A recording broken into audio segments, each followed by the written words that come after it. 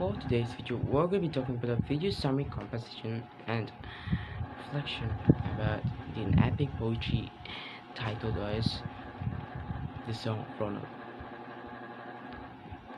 The epic is about the fight of Roncesvalles or Roncesvalles in the 8th century between Charlemagne's army and Basque army, or warriors, serve as an inspiration of the poem The Song of Ronald.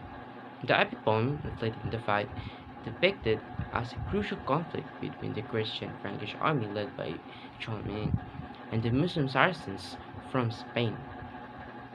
The narrative opens with peace talks between Marcel, the Saracen March of Saragossa, and Ganelon, Charlemagne's emissary.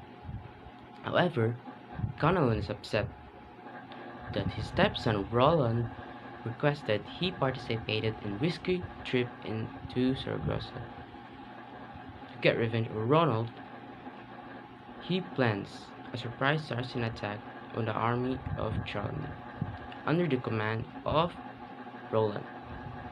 The Saracens swiftly outnumbered and overpowered Roland's soldier. Oliver, which is Roland's best friend or a close friend, advises him to blow the horn, or which what he called back then was an elephant, to call for assistance and notify Charlemagne about the attack. And somehow, out of pride, Roland didn't follow the advice his friend said. Roland's army are quickly crushed by the Saracen as a result of his error, which was not blowing the horn. But then Roland eventually blows the horn, but he knew it was way too late. Roland, Oliver, and others of the Charlemagne's army were found dead in the battlefield after the Charlemagne army turns out to assist them. In the end, Charlemagne defeats the Saracens after exacting revenge for the missed. The wife of Marcel, which name was Ramimonde, is taken to a prison by Charlemagne and returned to Frankish capital of Aix, where she embraced Christianity. Ganelon is executed for having betraying Roland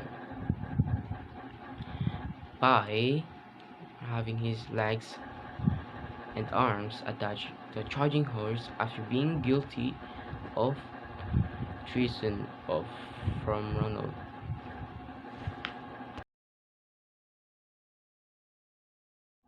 Reflection.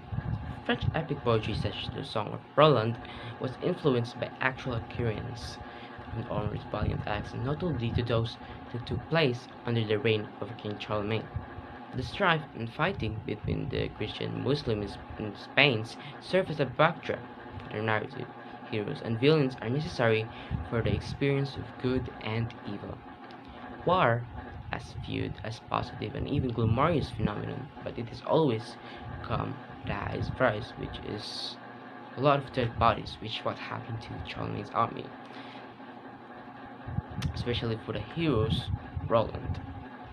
The bad guys, on the other hand, are not deserving of sympathy and sorrow.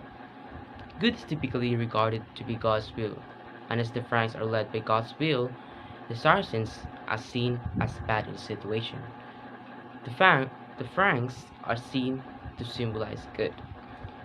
Their conflict with the pagans, the Christians believed that they were in the right and the latter was in the wrong.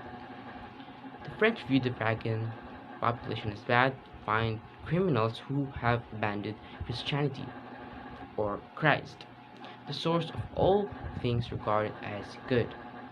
Comparable wickedness is shown in the poem several times, in contrast with the terrible scheme of King Marcel, who intended to accept Christianity and subsequently become the vassal of King Charlemagne, which was revealed. This is done for him to go that he will eventually betray Charlemagne after his pledge once the latter returns to France. Furthermore, Roland's stepfather had nefarious intentions when he sent his son on a foreign trip. The farmers considered Roland as a danger to their authority and hence wanted to get rid of him. Thus, he devised a plan with the Saracens to ambush Charles' rearguard, which was an ideal choice to eliminate Roland as a surprise attack. It is important to remember that everything that is regarded as good will ultimately succeed.